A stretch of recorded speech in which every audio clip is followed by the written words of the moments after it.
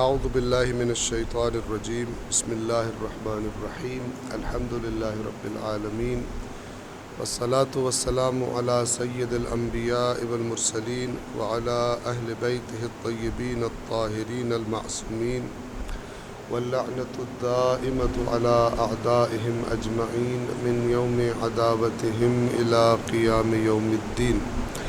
قال امیر المؤمنین علی بن ابی طالب علیہ الصلاۃ والسلام واعلموا ان هذا القرآن هو الناصح الذي لا يغش والهادي الذي لا يضل والمحدث الذي لا يكذب۔ صلوات پڑھیں محمد وآل محمد۔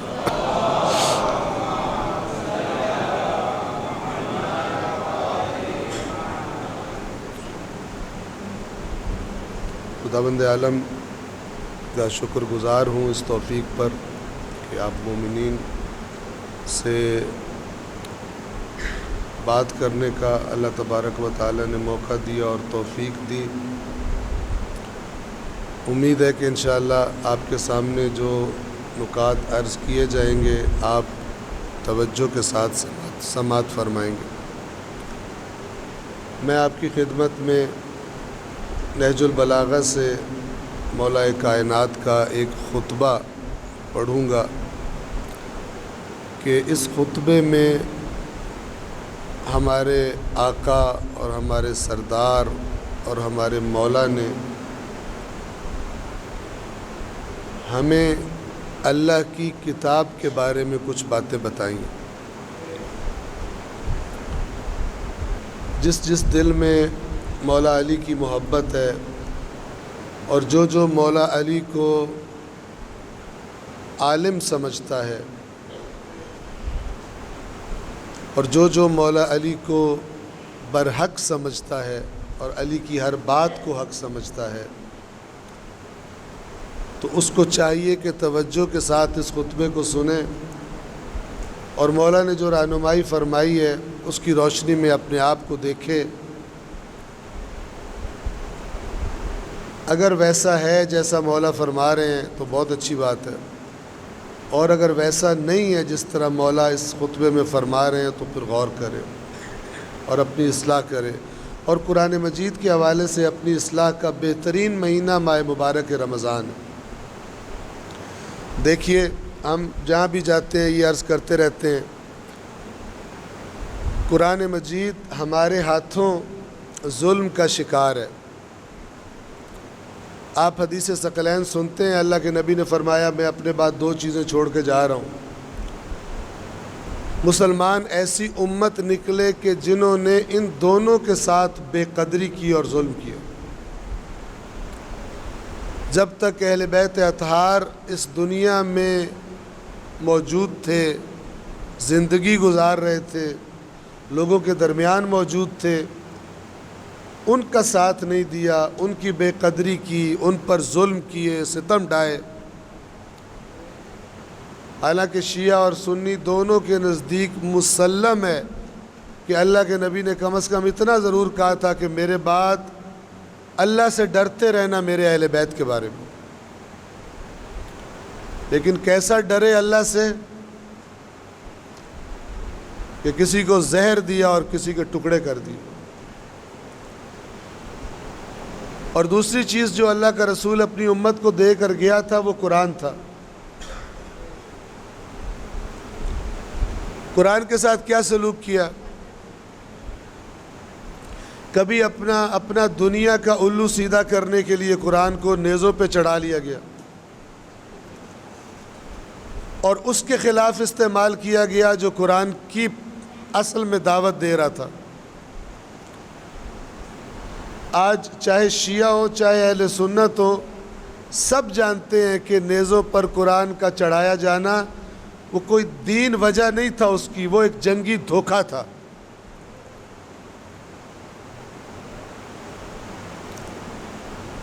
کامیابی کی ضمانت کس کی دی گئی؟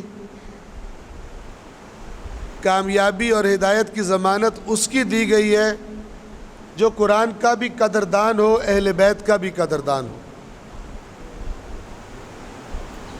اور حدیث ثقلین کے الفاظ کے مطابق ہدایت کی گارنٹی تب تک ہے جب تک دونوں یعنی قرآن اور اہل بیت کو تھاما ہو، مضبوطی سے ان کا دامن تھاما ہو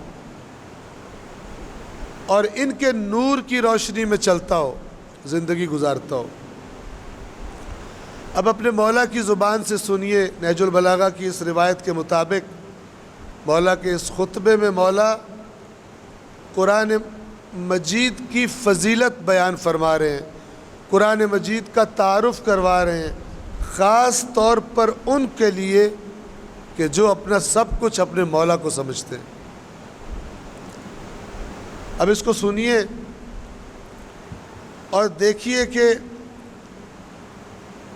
صرف مولا کا نام لینا کافی ہے یا مولا جو باتیں ارشاد فرما رہے ہیں، جو رہنمائی فرما رہے ہیں، وہ بھی ہمارے لیے ضروری ہے۔ اس کا فیصلہ آپ کی عقل پہ چھوڑ دو۔ اس خطبے میں مولا اس طرح سے ارشاد فرماتے ہیں نہج البلاغہ کی اس روایت کی بنا پر، وَاعْلَمُوا، اور تم جان لو، یعنی تمہیں پتہ چل جائے، تمہیں علم ہو جائے اس بات کا۔ کیا بات؟ ان ھذا القرآن، یہ کہ یہ قرآن هو الناصح الذی لا یغش۔ ایک بہت اہم بات کرنے لگا ہوں، توجہ سے سنیں۔ مولا فرماتے ہیں یہ قرآن وہ نصیحت کرنے والا ہے جو کبھی دھوکہ نہیں دیتا۔ جو بھی تمہیں نصیحت کرے گا حق پر مبنی ہوگی اور ایسی نصیحت ہوگی جس سے تمہیں فائدہ ہوگا، اور یہ ایسا ناصح ہے جو کبھی بھی نصیحت میں تمہیں دھوکہ نہیں دے گا۔ خطبے کو آگے بڑھانے سے پہلے آپ سے سوال، آپ نے ایک بات سنی ہوئی ہے کہ جناب جب اللہ کے نبی کی دنیا سے جانے کے بعد قرآن جمع کیا جا رہا تھا تو مولا علی قرآن لے کر آئے تھے، تو اس قرآن کو قبول نہیں کیا گیا تھا،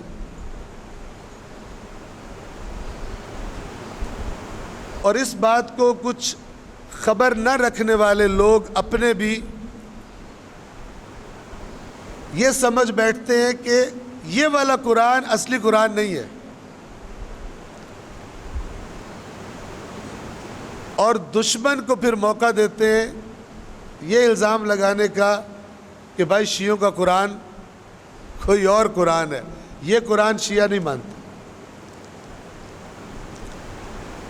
چاہے اپنوں میں سے کوئی یہ بات کرے، ابھی آپ کی خدمت میں اس کی دلیل عرض کرتا ہوں، اور آپ چاہے تو، اور بلکہ چاہے نہیں حتماً لیکچر کے بعد مجھ سے سوال کریں اگر آپ کو بات سمجھ نہ آئے تو، یا آپ کو لگے کہ بات غلط ہے۔ جو اپنوں میں سے بات کہے کہ یہ قرآن کوئی اور قرآن ہے، وہ بھی بہت بڑا جاہل ہے، جاہلوں کا DIG ہے، بلکہ IG ہے۔ اور دشمنوں میں سے، مخالفوں میں سے جو الزام لگائے شیعوں پر کہ ان کا قرآن کوئی اور ہے، وہ پروپیگینڈے کی، جھوٹے پروپیگینڈے کی زد میں آنے والوں کا IG ہے، سردار ہے۔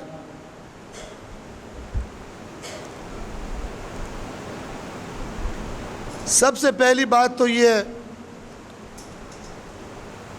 کہ اللہ کے رسول کی زندگی میں ہی قرآن کتاب کی شکل میں آ گیا تھا۔ آپ سے میں سوال پوچھتا ہوں،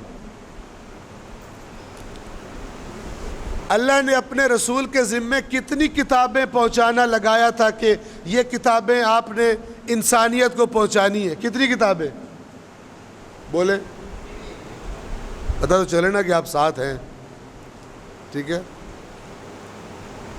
صرف ایک کتاب پہنچانی تھی، اور کتاب بھی ایسی کہ جس کے بعد کوئی اور کتاب نہیں آنی کہ اگر کمی رہ جائے تو پوری ہو جائے، اگر غلطی ہو جائے تو اصلاح ہو جائے۔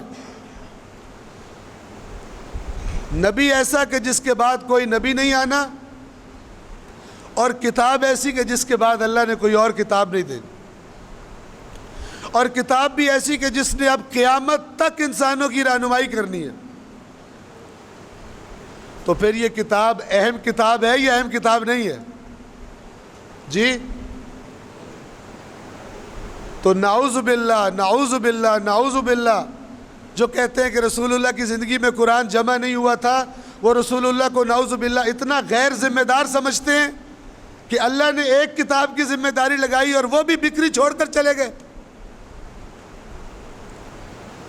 آپ رسول اللہ کی جگہ اپنے آپ کو لے جاؤ۔ آپ کسی دفتر میں کسی کمپنی میں نوکری کرتے ہو اور آپ کی کمپنی کا باس آپ سے کہتا ہے کہ یہ جو کاغذات پڑے ہوئے ہیں ان کو ایک فائل بنا کر تم نے دفتر کے باقی ملازمین کے حوالے کرنا ہے تاکہ وہ اس کے ذریعے کمپنی کے قواعد اور ضوابط کو سمجھے اور اپنی ذمہ داریوں کو سمجھے۔ یہ فائل تم نے تیار کر کے ان کاغذات سے، اس انفارمیشن سے ان کو دینی ہے، اور آپ کے پاس بہت سارا ٹائم بھی ہے، اور پھر آپ کیا کریں؟ آپ وہ ایک فائل بھی تیار نہ کر سکیں اور لوگوں کو نہ دے سکے تیار کر کے اکٹھی کر کے، آپ کو اہل کہا جائے گا یا نا اہل کہا جائے گا؟ جی نا اہل کہا جائے گا۔ کتابوں میں یہ باتیں آ گئی لیکن غلط آ گئی کہ اللہ کے رسول نے قرآن جمع ہی نہیں کیا تھا، اور یہ کریڈٹ کسی اور کو دینے کی کوشش کی گئی۔ یعنی اللہ کے رسول کو احساس نہیں تھا کہ قرآن کو اکٹھا ہونا چاہیے، اور اللہ کے رسول کے بعد آنے والوں کو احساس تھا کہ ایسا ہونا چاہیے۔ عجیب۔ بعض لوگوں کو بعض شخصیات سے اتنا پیار ہوتا ہے کہ ان کے پیار کو ثابت کرنے کے لیے رسول اللہ کو پیچھے کر دیتے ہیں۔ البتہ بعض لوگ ہم میں سے بھی یہ کرتے ہیں اور بعض لوگ ان میں سے بھی یہ کرتے ہیں۔ بعض لوگ اپنے پیاروں کے فضائل بتاتے بتاتے رسول اللہ کی توہین کر رہے ہوتے ہیں، ان میں سے بھی اور ہم میں سے بھی۔ بچنا چاہیے۔ رسول اللہ وہ ہستی ہیں کہ جس کی غلامی پہ علی فخر کرتے ہیں۔ ایک دفعہ کسی بندے سے کوئی مکالمہ ہوا مولا کا، اور مولا نے جوابات دیے جب اس کو، تو کہنے لگا تو نبی ہے جو آیا ہوا ہے۔ تو انہوں نے کہا نہیں، میں نبی نہیں ہوں، میں نبی کے غلاموں میں سے ایک غلام ہوں۔ عاجزی دیکھیے رسول اللہ کے مقابلے میں اپنے لیے کیا لفظ استعمال کرتے ہیں۔ ہم جو کہتے ہیں نا مولا علی، یہ مولا علی کس کو مولا کہتے ہیں؟ رسول اللہ کو۔ اور اللہ کے نبی نے بھی کیا فرمایا تھا؟ جس کا میں مولا ہوں میرے بعد اس کا علی مولا۔ تو علی سے بھی بڑا مولا رسول اللہ ہے، اور علی اور رسول اللہ دونوں سے بڑا مولا اللہ ہے۔ قرآن جسے کہتا ہے مولاہم الحق، اس کی طرف پلٹائے جائیں گے جو ان کا برحق مولا ہے، یعنی اللہ۔ اور پھر اللہ جسے کہہ دے وہ مولا ہوتا ہے، اللہ کے اذن سے اور اللہ کی اجازت سے۔ ایک صلوات پڑھے محمد و آل محمد۔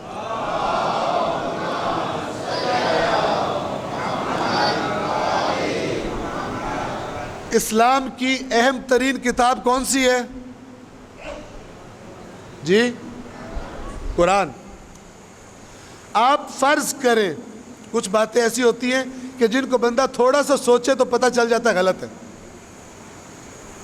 لیکن اللہ بھلا کرے جو سوچتا ہی نہیں ہے کبھی، صرف سنی سنائی پر رہتا ہے۔ آپ فرض کریں کہ مولا اصلی والا قرآن لے کر آئے تھے اور وہ قبول نہیں کیا گیا، یہ بات غلط ہے، لیکن فرض کریں یہ صحیح ہو، خلفاء نے وہ قرآن قبول نہیں کیا جو مولا لے کر آئے تھے، تو پھر جب مولا خود خلیفہ بنے، جب لوگوں نے خود آ کر کہا مولا آپ کو ہی خلیفہ بنانا ہے، آپ کے علاوہ کسی کی بیعت نہیں کرنی، تو سب سے پہلا کام وہ علی جو کہہ رہا ہے میں کسی کی سیرت پر سوائے اللہ کی کتاب کے اور اللہ کے رسول کی سنت کے میں کسی اور کی روش پر نہیں چلوں گا،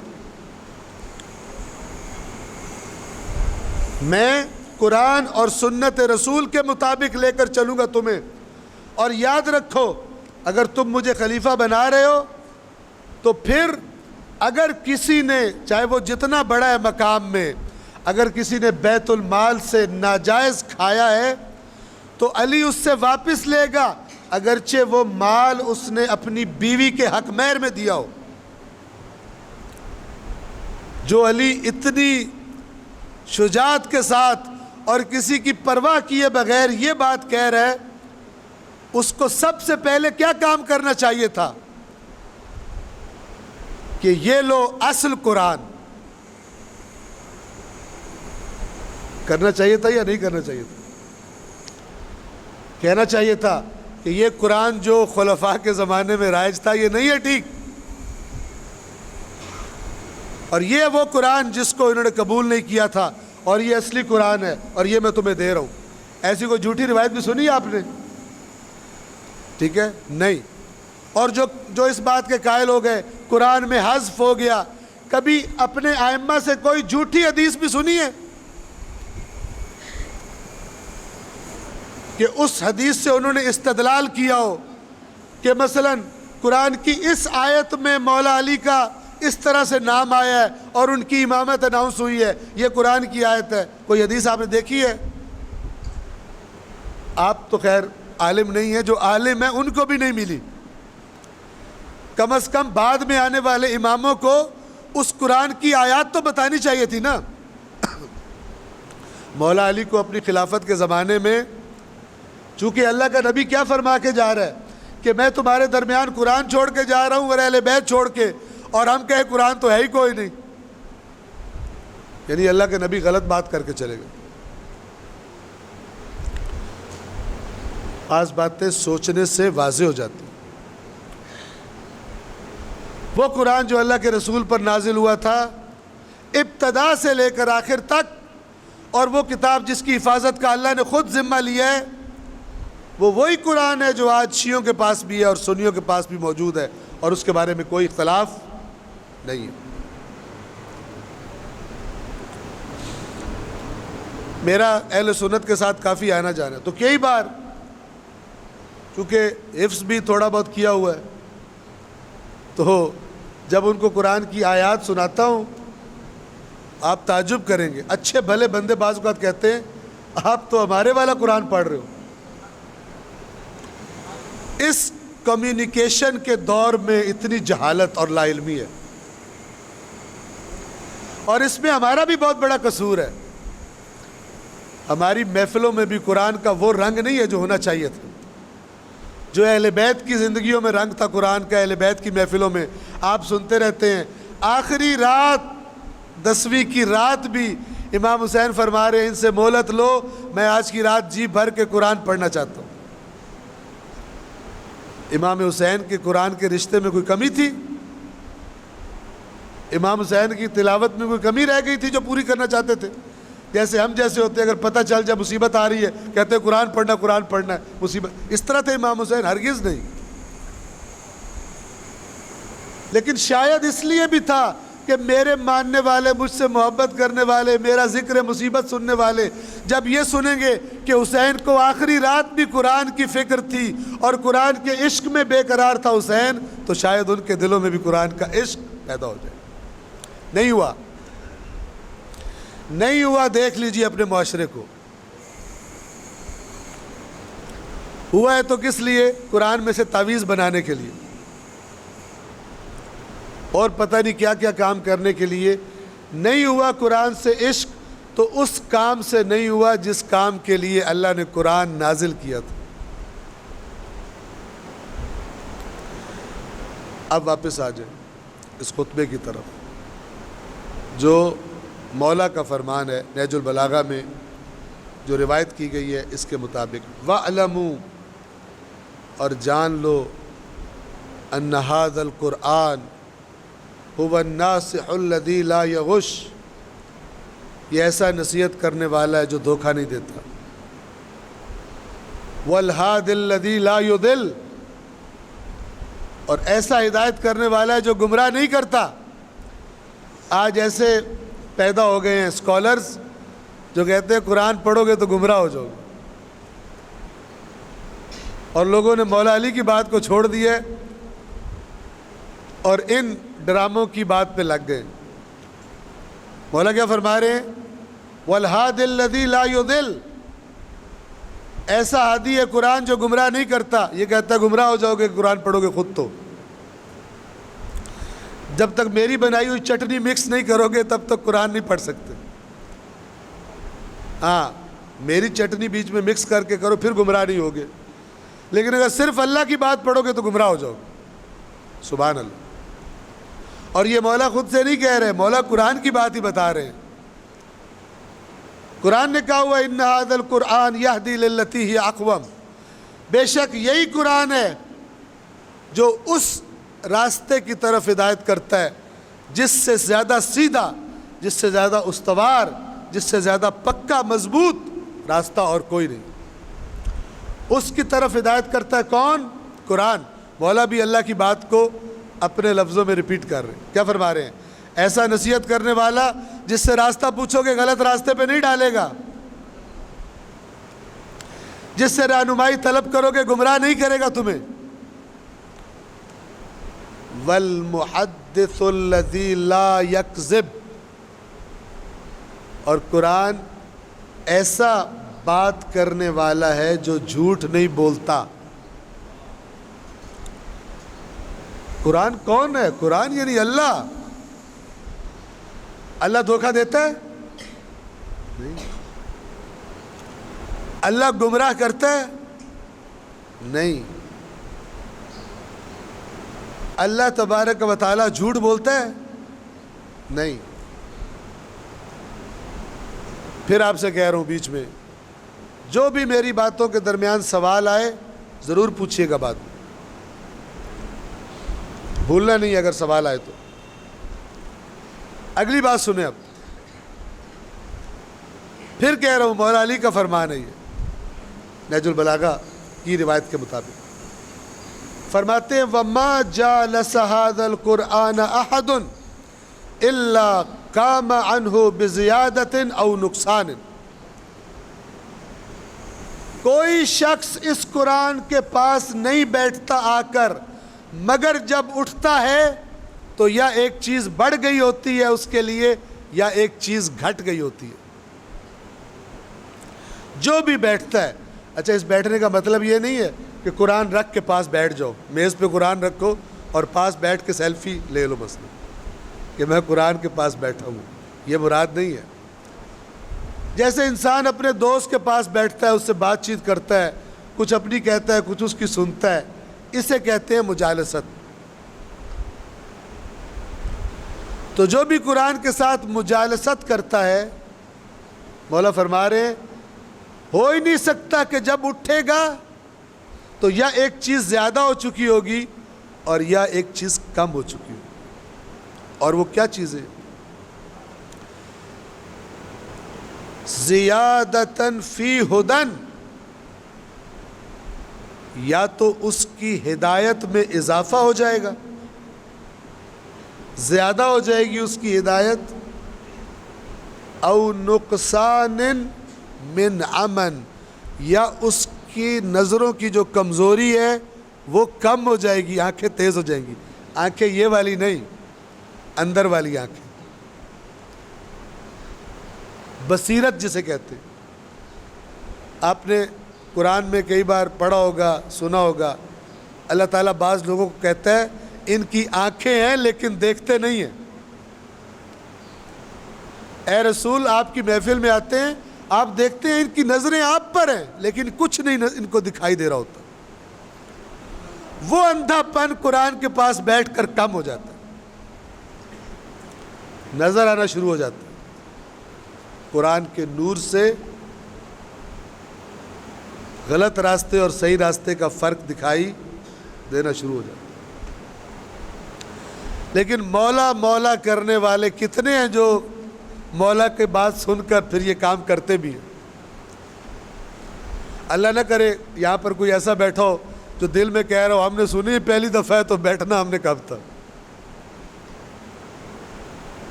یہ نہج البلاغہ میں ہے.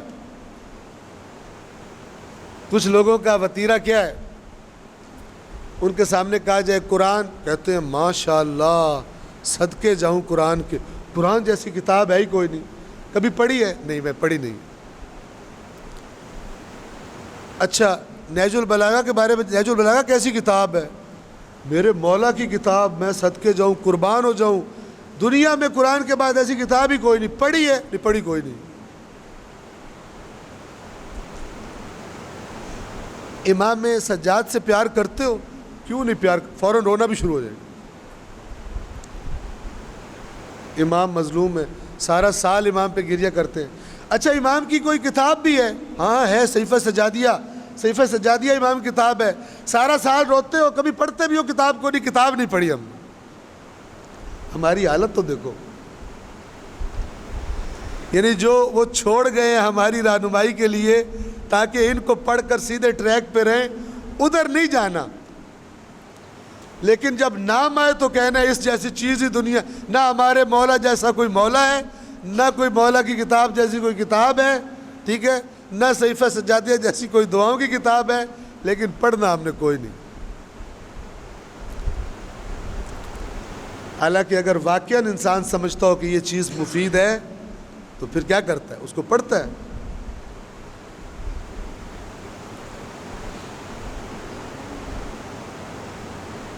مثال عرض کرو.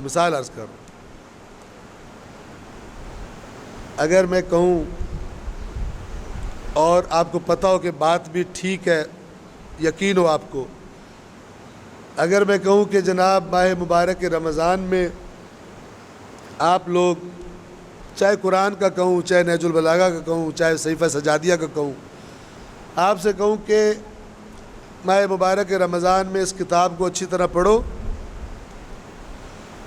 سنیں غور سے، اس کتاب کو اچھی طرح پڑھو. ماہ رمضان کے فوراً بعد عید کے مثلاً 3-4 دنوں کے بعد میں آپ سے اس قرآن کا ٹیسٹ لوں گا، سوال دوں گا اور آپ کو جواب دینے ہوں گے.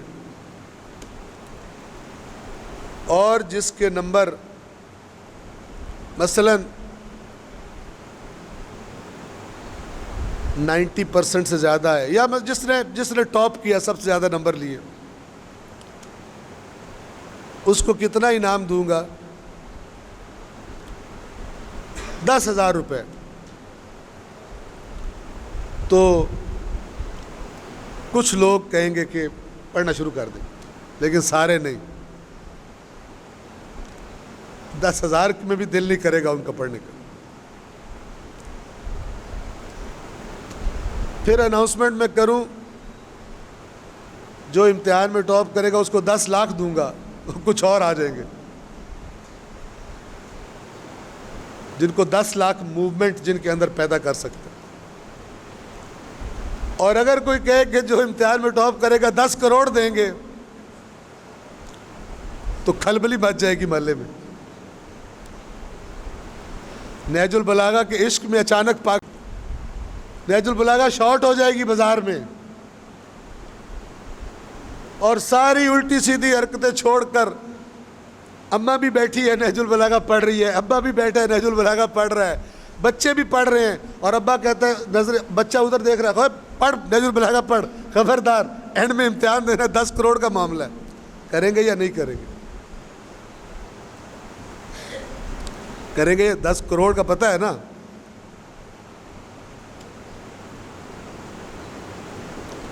سب لگ جائیں گے نہج البلاغہ پر. باپ پابندیاں لگا دے گا، خبردار صرف افطاری کے لیے اٹھنا ہے، نماز کے لیے، اور تاکیبات کی جگہ بھی نہج البلاغہ پڑھنی ہے، چونکہ یہ پڑھنا بھی سمجھ لو تاکیبات ہے تمہاری، پڑھیں گے نہیں پڑھیں گے، اور رات کو سوتے ہوئے بھی 10 کروڑ کے خواب آئیں گے، آئیں گے۔ 10 کروڑ میں بڑی طاقت ہے، لیکن جو اللہ نے کہا، جو مولا علی نے فرمایا، جو رسول نے فرمایا، اس میں اتنی طاقت نہیں ہے۔ انہوں نے جس انعام کا وعدہ کیا ہے وہ 10 کروڑ کیا 10 کھرب بھی اس کے مقابلے میں کچھ نہیں، لیکن ان کی باتیں ہمارے اندر حرکت پیدا نہیں کرتی۔ مسئلہ ہے، مسئلہ ہے۔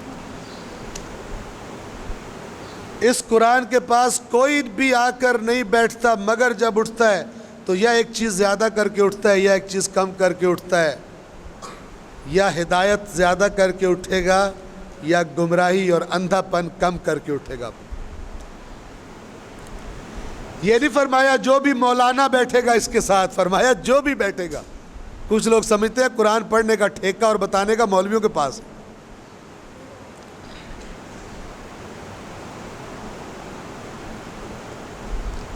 یہودی عوام اس زمانے میں سمجھتی تھی تورات کا ٹھیکہ اللہ نے مولویوں کو دیا ہوا ہے، ہم نے نہیں پڑھنی، ہم نے صرف سننی ہے۔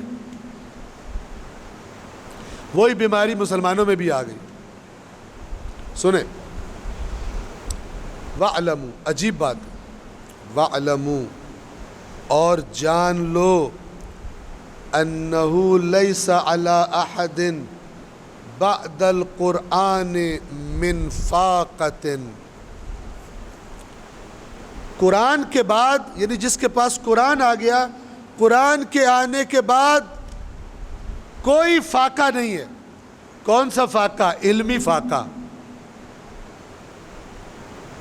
یعنی اتنا کچھ ہے قرآن میں کہ پھر تمہیں فاقہ نہیں کرنا پڑے گا۔ لیس علی احد، کوئی بھی ہو جس کے پاس قرآن ہے اور وہ اس سے استفادہ کر رہا ہے، اس کو فاقہ نہیں۔ اور اس کے برعکس وَلَا لِأَحَدٍ قَبْلَ الْقُرْآنِ مِنْ غِنًا، اور کوئی بندہ ایسا نہیں ہے کہ قرآن سے پہلے وہ بے نیاز ہو، یعنی قرآن اس کے پاس نہ ہو اور وہ کہے مجھے ضرورت کوئی نہیں ہے۔ کوئی فرد ایسا نہیں ہے، مولا فرما رہے جب تک قرآن نہ ہو کمی موجود ہے۔ ہاں قرآن آ جائے پھر فاقہ نہیں ہے۔ توجہ فرمائیں، فَاسْتَشْفُوهُ مِنْ أَدْوَائِكُمْ، اپنی بیماریوں میں قرآن سے شفا لو۔ ہم کیا سمجھتے ہیں؟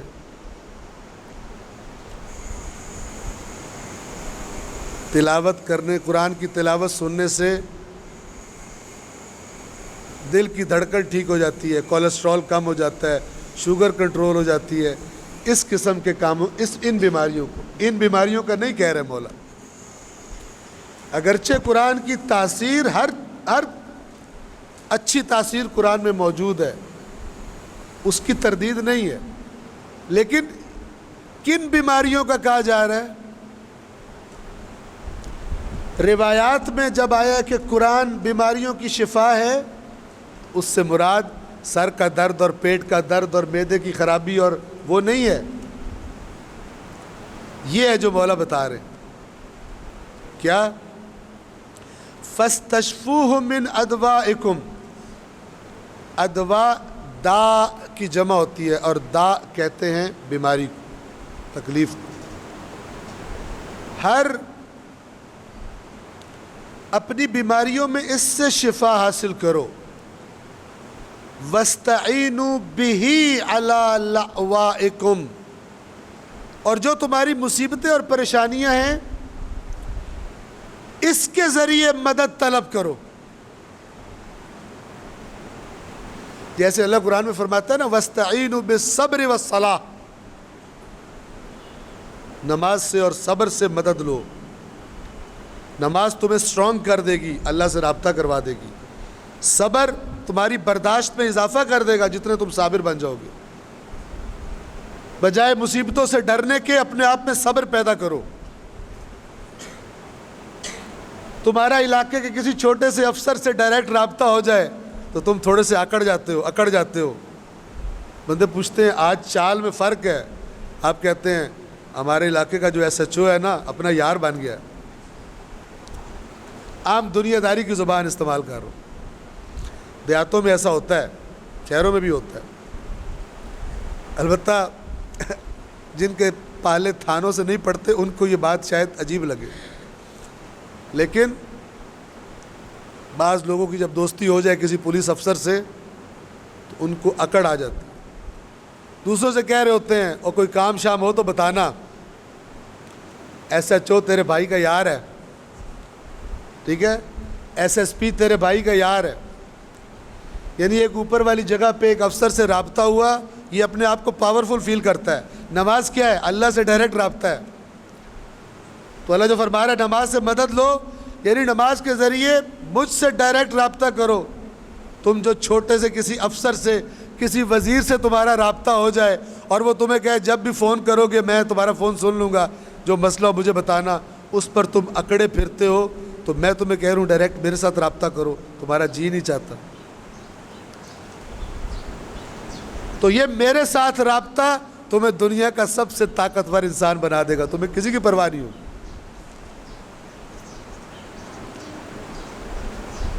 توجہ فرما رہے ہیں. تو اپنی مصیبتوں میں قرآن کے ذریعے مدد لو. سنیے، فَإِنَّ فِيهِ شِفَاءً مِّنْ أَكْبَرِ الدَّاءِ، اس لیے کہ یقیناً اس قرآن میں سب سے بڑی بیماریوں کی دوا ہے. سب سے بڑی بیماری کینسر کی دوا ہے، ایڈز کی دوا ہے. یہ نہیں کہہ رہے. کیا فرما رہے ہیں؟ خود بتاتے ہیں کہ سب سے بڑی بیماریاں کون سی. وَهُوَ الْكُفْرُ وَالنِّفَاقُ وَالْغَيُّ وَالضَّلَالُ. سب سے بڑی بیماریاں، نمبر 1 کفر، نمبر 2 نفاق منافقت، نمبر 3 بہک جانا، نمبر 4 گمراہ ہو جانا. یہ غی اور ضلال میں کیا فرق ہے؟ ایک دفعہ ہے کہ انسان یہ سمجھ رہا ہو کہ میں سیدھے راستے پر جا رہا ہوں، جب کہ سیدھے راستے پر نہ ہو. یہ بہک جانا، ٹھیک ہے. اور ایک ہے کہ انسان اسے پتہ ہو راستہ یہ ہے، اس کو چھوڑ دے. تو یہ ان دونوں میں فرق کیا جاتا ہے. غی یعنی بہک جانا اور ضلال یعنی گمراہ ہو جانا.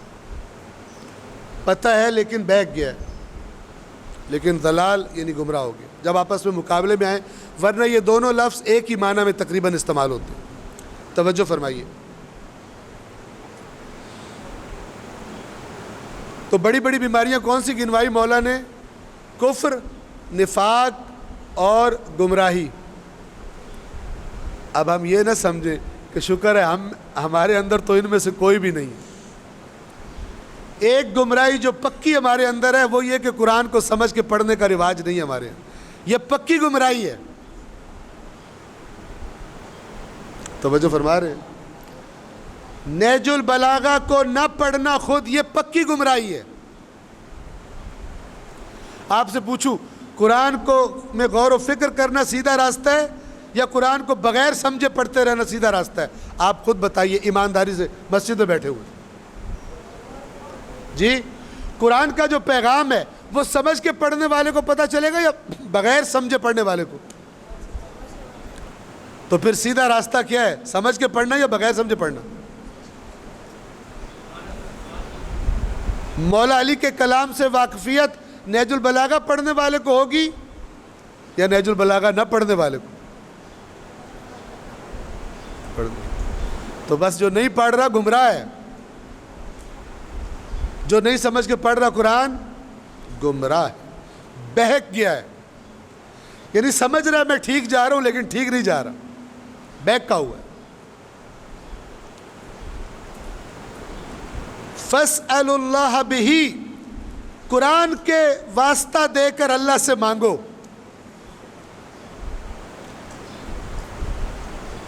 ہماری کوشش ہوتی ہے ہم جب دعا مانگے تو اللہ سے کیا کہیں؟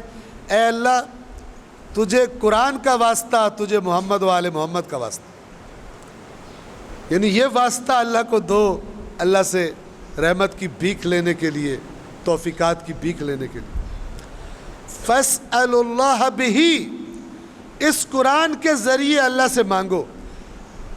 صرف یہ معنی نہیں ہے جو میں نے بیان کیا، غور سے سنیے، حقیقت میں یہ ہے کہ اس قرآن کے ذریعے اللہ سے مانگو۔ مثلا قرآن میں اللہ کیا کہتا ہے؟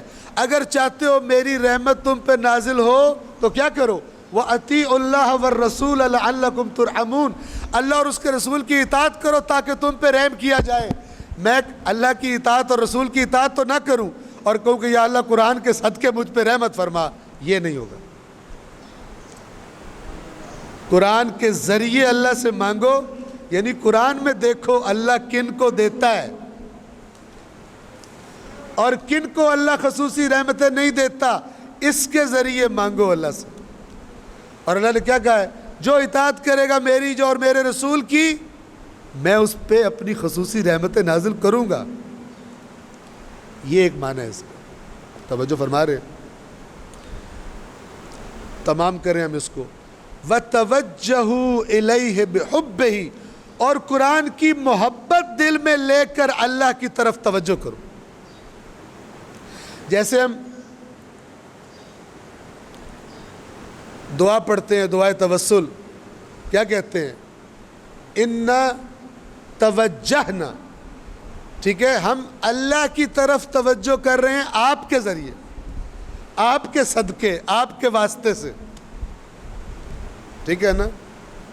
اِنَّا توجہنا، ہم توجہ کر رہے ہیں، وَاسْتَشْفَعْنَا، اور شفاعت طلب کر رہے ہیں، وَتَوَسَّلْنَا بِكَ إِلَى اللَّهِ، جس امام کا نام لیں، جس معصوم کا نام لیں، آپ کے وسیلے سے ہم اللہ کی بارگاہ میں اپنی حاجات کو پیش کر رہے ہیں۔ یہاں پہ مولا کیا فرما رہے ہیں؟ اس قرآن کے ذریعے اس کی محبت دل میں لے کر اللہ کی طرف توجہ کرو۔ اللہ کو پسند ہے جب وہ دیکھے گا یہ بندہ جو میرے سے بات کرنے آئے میرے کتاب سے محبت کر اس کے دل میں ہے، بالکل اسی طرح اہل بیت کی محبت جس کے دل میں ہو، اللہ کو پسند آئے گا، اچھا لگے گا۔ صلوات پڑھے محمد و آل محمد۔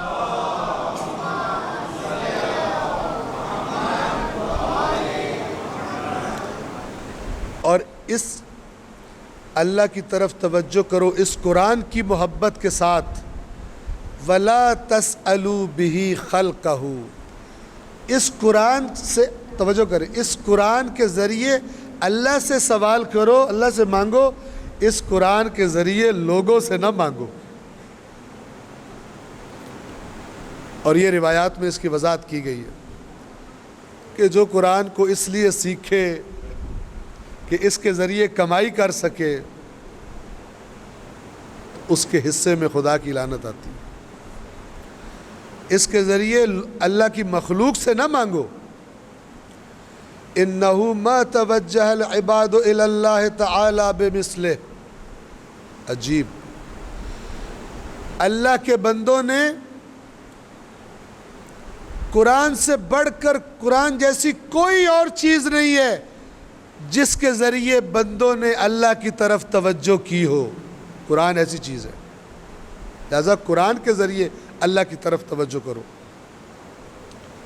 وَاعْلَمُوا، اور جان لو، أَنَّهُ شَافِعٌ مُشَفَّعٌ، قرآن ایسا شفاعت کرنے والا ہے جس کی شفاعت قبول کی جائے گی قیامت کے دن۔ وَقَائِلٌ مُصَدَّقٌ، اور ایسا شکایت کرنے والا ہے جس کی شکایت کی تصدیق کی جائے گی قیامت کے دن. جس کی قرآن شکایت کرے گا اللہ کہے گا ٹھیک کہہ رہے. وَأَنَّهُ مَنْ شَفَعَ لَهُ الْقُرْآنُ يَوْمَ الْقِيَامَةِ شُفِّعَ فِيهِ. اور یہ کہ جس کی بھی قرآن قیامت کے دن شفاعت کرے گا اللہ قرآن کی شفاعت کو قبول کرے گا. وَمَنْ مَحَلَ بِهِ الْقُرْآنُ يَوْمَ الْقِيَامَةِ صُدِّقَ عَلَيْهِ. اور جس شخص کی بھی شکایت کرے گا قرآن قیامت کے دن کہ یہ مجھ سے دور تھا، اس نے میری قدر نہیں کی، اللہ تعالیٰ اس شکایت کو قبول کرے گا. فَإِنَّهُ يُنَادِي. آخری الفاظ ہیں خطبے کے. فَإِنَّهُ يُنَادِي مُنَادٍ يَوْمَ الْقِيَامَةِ. تو یقیناً اچھی طرح سن لو اور جان لو کہ قیامت کے دن ایک ندا دینے والا، ایک پکارنے والا پکار کر کہے گا الا، آگاہ ہو جاؤ، ان کل حارث مبتلا فی حرثہ وعاقبت عملہ. ہر کھیتی کرنے والا، کھیتی سے کیا مراد؟ یعنی دنیا میں جو کچھ کیا تھا، جو دنیا میں زحمتیں کی تھی، محنتیں کی تھی، کام کیے تھے، دنیا میں ہر کھیتی کرنے والا، ہر عمل کرنے والا اپنے عمل کے انجام میں مبتلا ہے، سوائے قرآن سے کھیتی کرنے والوں کے. الا غیر حرثۃ القرآن، سوائے ان لوگوں کے جن کی کھیتی باڑی قرآن تھی، باقی سب پریشان ہیں سوائے قرآن والوں کے. مولا فرما رہے فَكُونُوا مِنْ حَرَثَتِهِ. پس تم لوگ قرآن کے کھیتی باڑی کرنے والے بن جاؤ، یعنی تمہارے معاملات قرآن کے ذریعے ہو، قرآن سے گائیڈنس لے کے اعمال کرو تو ان اعمال کی وجہ سے قیامت کے دن پریشان نہیں ہوگا. اور اگر قرآن کی گائیڈنس کے بغیر اعمال کیے، قیامت کے دن ہو سکتا ہے کوئی ایسا عمل جسے تم دین سمجھ کے کرتے تھے پتہ چلے یہ دین نہیں تھا، یہ اپنے پاس سے گھڑی ہوئی باتیں تھیں. فَكُونُوا مِنْ حَرَثَتِهِ. اور قرآن کے کھیتی باڑی کرنے والے بن جاؤ. اور پھر وضاحت فرمائی کیا مراد ہے؟ وَأَتْبَاعِهِ. اور قرآن کو فالو کرنے والے بن جاؤ. وَاسْتَدِلُّوهُ عَلَى رَبِّكُمْ. اور قرآن سے دلیل لو اپنے رب کے بارے میں. اپنے رب کو پہچاننا چاہتے ہو؟ جو رب نے خود پہچانوایا ہے اپنے آپ کو، اس کے ذریعے رب کو پہچانو. وَاسْتَنْصِحُوهُ عَلَى أَنفُسِكُمْ. اپنے نفسوں کے لیے قرآن سے نصیحت مانگو. قرآن سے کہو مجھے مشورہ دے. انسان جب تردد میں ہوتا ہے نا کسی کام کے بارے میں، کروں نہ کروں، یا کوئی بڑی پریشانی میں ہوتا ہے تو کس کے پاس جاتا ہے؟ اپنے سب سے قابل اعتماد دوست کے پاس جاتا ہے اور کہتا ہے یار کوئی حل بتا، میں پھنس گیا ہوں، بڑی تکلیف میں ہوں، کوئی چارہ بتا. مولا فرما رہے ہیں قرآن کے پاس جاؤ، قرآن سے نصیحت لو اپنے نفسوں کے لیے. اور یہ بات ذرا توجہ سے سنیے گا، توجہ نہیں کریں گے تو یہ ذرا بالکل سادگی سے سمجھ آنے والی نہیں ہے، یعنی تھوڑی سی توجہ سے پھر سادہ ہے. فرمایا وَاتَّهِمُوا عَلَيْهِ آرَاءَكُمْ. تمہارے اندر تمہاری جو بھی رائے ہے کسی چیز کے بارے میں، اس رائے کو قرآن کے سامنے رکھو. اور اگر قرآن کی رائے اور تمہاری رائے آپس میں نہیں ملتی تو اپنی رائے کو غلط سمجھو کہ یہ غلط ہوگی. قرآن غلط نہیں ہو سکتا. اپنی رائے پر تہمت لگاؤ، اپنی رائے کو متہم کرو. تہمت کا معنی اور ہوتا ہے، اپنی رائے کو متہم کرو، یعنی تو غلط ہے، یہ قرآن غلط نہیں ہو سکتا. چونکہ اوپر مولا بتا چکے ہیں یہ وہ نصیحت کرنے والا ہے جو دھوکہ نہیں دیتا، یہ گمراہ نہیں کرتا، ایسا ہادی ہے اور ایسا بولنے والا ہے جو جھوٹ نہیں بولتا. تو پھر جب یہ ایسا ہے تو پھر میری رائے کوئی گڑبڑ کا شکار ہے. اور آخری جملہ وَاسْتَغِشُّوا فِيهِ أَهْوَاءَكُمْ. اور اپنی خواہشات کو، یعنی اپنی ناجائز خواہشات کو قرآن کے ذریعے دھوکے میں ڈال دو. کیا مطلب؟ اگر کوئی ایسا کام کرنے کا دل کر رہا ہے جس تک پہنچنے کا حلال طریقہ نہیں ہے تمہارے پاس، تو اپنے نفس سے کہو کہ قرآن، سچے قرآن نے بتایا ہے کہ اگر میں دنیا میں غلط نہیں کروں گا تو میرا اللہ یہ تمام چیزیں مجھے عطا کر دے گا جو آج میرے پاس نہیں ہے۔ لہٰذا نفس تیرے کہنے پر میں اللہ کی حد سے تجاوز نہیں کروں گا۔ یہاں پر یہ خطبہ مولا کائنات کا جو نہج البلاغہ میں جتنا بیان ہوا ہے وہ یہاں پر تمام ہوتا ہے۔ اللہ تبارک و تعالیٰ سے دعا ہے کہ ہر شیعہ کو کم از کم، ہر شیعہ کو کم از کم قرآن، نہج البلاغہ اور صحیفہ سجادیہ اچھی طرح پڑھنے کی توفیق عطا فرمائے۔ آپ جب صحیفہ سجادیہ سے مانوس ہو جائیں گے نا، پھر آپ کو کوئی مشکل آئے گی تو آپ کو مجھ جیسوں کو فون کر کے نہیں پوچھنا پڑے گا قبلہ کوئی دعا تو بتائیے، میں کہاں اور کسی مشکل میں دعا بتانے کے لیے امام سجاد کہاں۔ تو اس میں امام سجاد نے بتایا ہوا ہے جب یہ معاملہ ہو تو یہ دعا کرو، جب یہ پریشانی ہو تو یہ دعا کرو، اپنے بچوں کے لیے کرنی ہے تو یہ دعا کرو، اپنے والدین کے لیے کرنی ہے تو یہ دعا کرو۔ توبہ کرنا کا موڈ ہے، اس طرح سے توبہ کرو۔ اللہ سے حاجت مانگنا چاہ رہے ہو، اس طرح مانگو۔ کوئی بہت بڑی تکلیف آ گئی ہے اس حالت میں، اس طرح سے مانگو۔ اور کس کو چاہیے؟ افسوس ان پر جن کے پاس جو دعاؤں کا سردار ہے امام سجاد، اس کی دعائیں موجود ہوں اور وہ ادھر ادھر بھٹکتے پھر رہے ہوں، کوئی وظیفہ بتا دو، کوئی دعا بتا دو، کوئی یہ کر دو، کوئی وہ کر دو۔ میری بات تمام ہوئی۔ اللہ تبارک و تعالیٰ آپ کی نمازیں، آپ کے روزے، آپ کی تلاوت اپنی بارگاہ میں قبول فرمائے، بحق کے قرآن مجید اور بحق کے محمد و آل محمد۔ تو جو کسی نے سوال پوچھنا ہے مجھ سے سوال کر سکتا ہے۔ صلوات پڑھے محمد و آل محمد۔